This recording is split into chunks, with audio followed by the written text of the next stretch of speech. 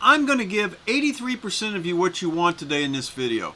The other 17%, man, I don't have a clue what you're looking for, so you got to tell me. So be prepared. The 83% of you that are looking for this stuff may not be very happy with what you hear, but here it comes anyway. I spend quite a bit of time rooting around on forums, Facebook, Discord, stuff like that. And recently, there was a young lady out on one of the forums that said she didn't want to take any advice from old geezers. So, good thing I'm not an old geezer, but that's the title. That's part of the title of this video. When you consider that some of the greats, Leibowitz is 75, Knight is 74, Mankiewicz is 78, and if you've been in the New York Times, Rolling Stone magazine, Vogue, for example, and you've shot people like Stevie Ray Vaughan, Slash, Jeff Beck, Eric Clapton, the Rolling Stones, you might think you have a little bit of experience there. So learning to photograph from some of these old geezers might be a good thing to do. So what we're going to do today is we're going to talk a little bit about what is a quality music or concert photograph and what you should be striving for, because I will tell you, dark, fuzzy, faceless pictures that are noisy just don't cut it. It may give you that ambience of what the place is, what the scene is like, but if you can't tell who the hell you're photographing and there's just a blob up there, it's a problem, okay, and does absolutely nobody any good. So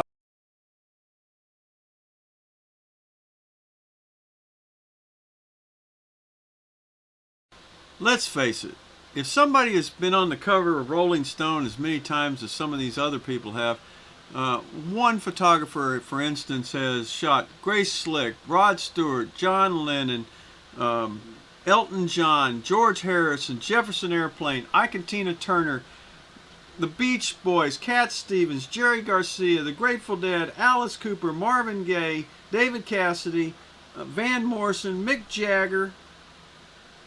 Oh man, it goes on. Randy Newman, Three Dog Night, Diana Ross, Alice Cooper. I already probably did that one already. Jackson Brown, George Harrison, Elton John, Linda Ronstadt, Phoebe Snow, Keith Richards, Donny Osmond, Paul and Linda McCartney, Paul Simon, Bob Marley, Linda Ronstadt, Peter Frampton, Boss Skaggs, Fleetwood Mac, and on. The list goes on and on and on and on, and I'm just reading it off. But you would think that learning and getting advice from somebody might be helpful. Not everybody has the talent that this lady's got, but there's a lot of talent, a lot of experience is flat out there. I'm going to post some links to some places that I recommend that you go out and you study other photographers' work and see what exactly concert photography is supposed to look like. I go out and I see stuff, and it's absolutely horrendous, and you hear people going, "Oh, it's so great, it's so wonderful." No, it's not. Okay, if it's grainy, fuzzy, you can't tell who the artist is. If it's, yes, you may be showing what the environment is like, but you can't tell the difference between this band and that band and this band and that band. And if you can't do that, the photograph is worthless. You have to be able to tell who the artist is that you're photographing to make it worth anything. Because I guarantee you, 20 years from now, when you're going through all your files and you're going, who the hell is that person? You won't have any idea. And the photograph then instantly becomes worthless.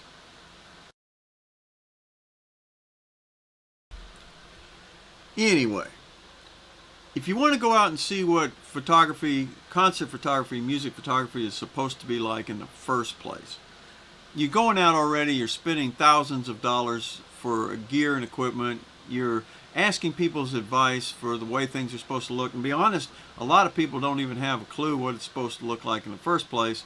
Why go out and spend $3,000 on a camera, $1,500 on a camera, $2,000 on a lens, and then produce stuff that is useless in the first place? So my biggest advice to anybody out there, and trust me, I look out there, a lot of people, they need to go out and they need to study the masters of doing this kind of work. It makes a big difference.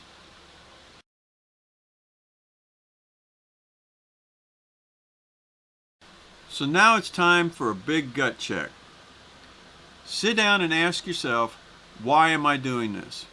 Why am I spending this kind of money? Why do I want the photo passes? What do I want to produce? And how do I want to be remembered? Yes, how do I want to be remembered? Because what's the point of doing it? Okay, that's the big deal, is why am I doing this?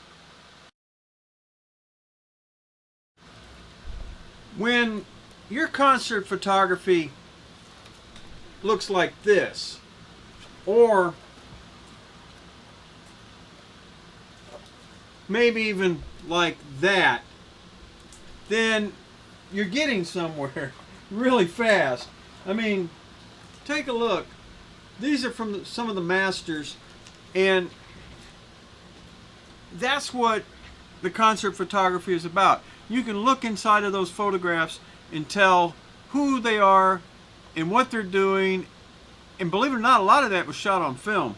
So that's part of what it's all about. I'd like to thank you for coming. If you found anything you liked in this video, give me a thumbs up, hit the like and subscribes, do all that stuff. It's great, and we appreciate it. If you have any comments, questions, concerns, confusions, if you just plain hate me, there's one guy out there that hates me. I know, because I see him give me a thumbs down every week, but he still watches, so it's okay. Leave some comments in the comment section. I'll see if I can answer them. And hey, thanks for coming. We'll see you next week. Bye.